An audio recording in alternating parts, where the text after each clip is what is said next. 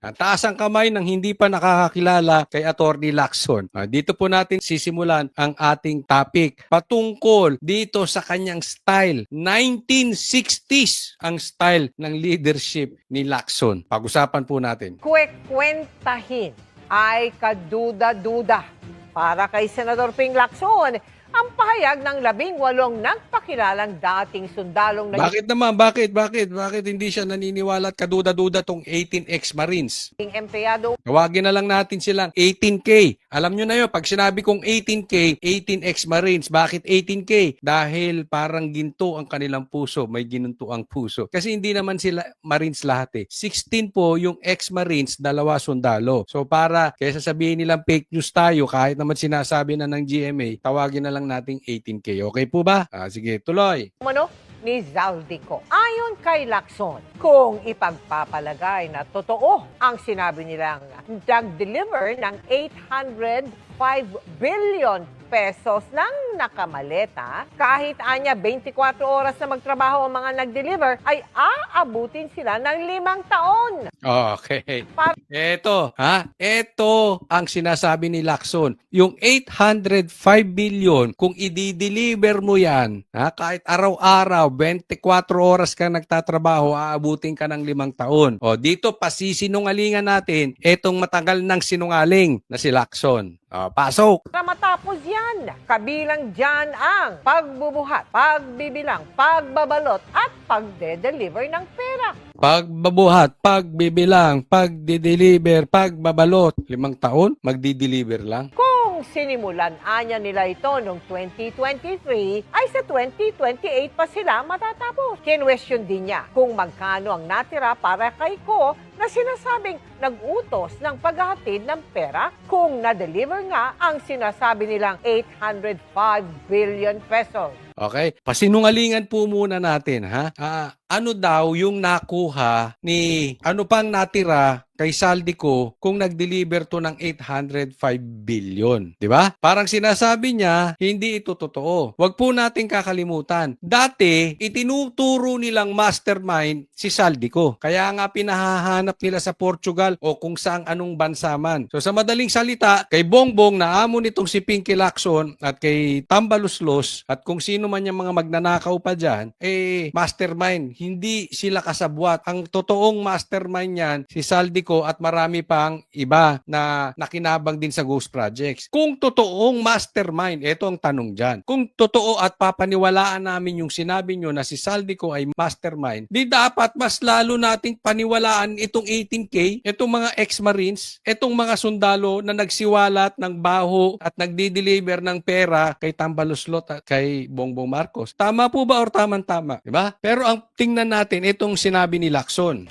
Isipin na lang natin kung magagamit ang mga nasabing aligasyon bilang instrumento ng propaganda. I raise this question to ensure that the testimonies withstand established facts and... Okay, dito muna tayo. Okay, doon sa 805 billion, kung i-deliver yan, 24 oras, 5 taon. Aba, pambihira. Nakakalimut ata to si Attorney Lacson. 2026 na po. Saan ka ba? Abi, ikaw ba yung nabubuhay sa panahon ng lolo mo? Gusto mo pumunta ka rito sa bahay namin. Magbilang ka ng 1 milyon. Hindi ka aabutin ng 2 minuto. Di ba? Pupunta ako sa bahay mo. Dadaling ko yung aking counting machine. Kung sino ba dyan ang may counting machine, pahiram nyo ko yung ginagamit sa bangko. Saglit lang yan. Bibilangin mo 1 bilyon. Saglit lang yan. Babalutin, di igoma mo. Kailangan mo pa bang i-gift wrap yan? Kada 100, kada 200, kada 300, kada 400, kada 500, igoma mo lang. Sasabihin, Console, nakakita ka ba ng ganong karaming pera? Madaling sabihin para sa'yo?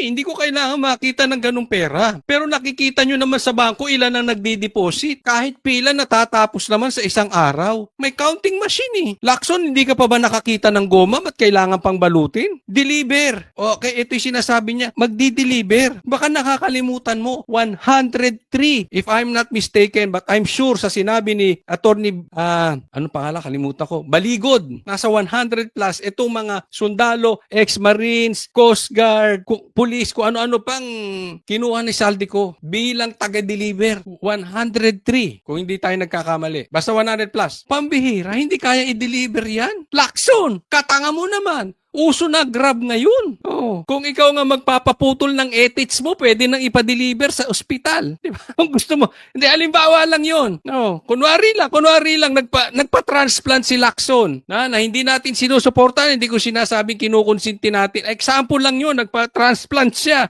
Pwede nga i-deliver sa bahay mo yung naputol eh. Anong punto natin? Hindi mo alam yung Grab? Hindi mo alam yung Lalamove? Kung nagagawa nitong Grab, Lalamove ang delivery, eto pa kaya may 103 na tao? Abi, nuknukan ng talaga to si Lacson. Nuknukan ng tanga or nuknukan ng ginagawa tayong tanga. Hindi mo kailangan ng Alam mo ba kung gaano kung maggumalaw ng pera ang bangko? Sa bawat araw na ginawa ng Panginoon? Umiikot po ang pera sa buong Pilipinas. Hindi kailangan abutin ng 5 taon. Kaya alam mo, itong style, this shows yung kalidad ng leadership ni Lacson. Parang pang 1960s. Siguro, kaya ganito pag-uugali nito eh. Isipin mo, Blue Ribbon chairman, ganito mag-uugali. So siguro, hindi ko alam kung yung lolo nito, senador, nagamit niya yung style ng lolo niya o yung lelang niyang panot. Hindi natin alam kung saan niya nakuha yung ganyang style. Pero parang hindi napapanahon itong kung anong naiisip ni Lacson. Di ba? Saan ba sasakay itong mga may helicopter pong ginagamit? May jet pong ginagamit? Hindi po sa kalabaw sasakay ito ha. Hindi to 1800 nasasakay sa kalabaw o sa kabayo. May van po, may SUV, may private jet, may helicopter. Lacson naman. Yang sinasabi mong yan, lalabas ka talagang tanga. Kahit hindi ka naman tanga, yung ganyang excuse mo, magmumukha ka talagang tanga. Paalala ko lang, lead the people sa panahon ng 2026, baka nakakalimot ka. Ibinoto ka ng taong bayan ng 2026, lead them in the year 2026, hindi 1960. Logic before we even invite them to testify before the Senate Blue Ribbon Committee. If their statements appear to be demonstratively false and physically impossible to accomplish, wouldn't convening a hearing effectively validate and dignify this information? Okay, ang punto dito ni Lacson, kaya daw niya ni-raise yung ganong impossibility. Kaya kine-question niya yung ganoon. Kaya sinabi niya na aabutin ng 5 taon pa. Kasi kung sisimulan ng hearing, ito ay maja-justify yung fake news. Maja-justify yung sinasabi niyang maybe indirectly na sinabi niya yung parang trial by publicity. Diba? So bakit natin i-dignify yung ganitong klase? Una, Lacson, you are not in the position to judge. Dapat ikaw lang ang parang mag-host ng hearing. Diba? Kung bagat sa isang party, ikaw lang ang host. Hindi mo obligasyon yun. Dapat nga ang iniimbestigahan mo dito, totoo bang na i-deliver yung maleta? Kasi ang lumalabas sa'yo, Attorney Lacson, para kang abogado ni Bongbong Marcos at ni Tambaluslos. Kahit itanggi mo yan, tanungin mo kung may anak ka, tanungin mo kung may kabit ka, tanungin mo kung may kamag-anak ka, yan talaga iisipin. Walang taong kahit kamag-anak mong maniniwala na ikaw ay hindi pumapanig kila Marcos. Ngayon, kung sila ay naniniwala din, ewan ko, anong meron kayo? Anong meron sa pamilya ninyo? But this is obvious eh. Dapat ito, sige, sabi nga ni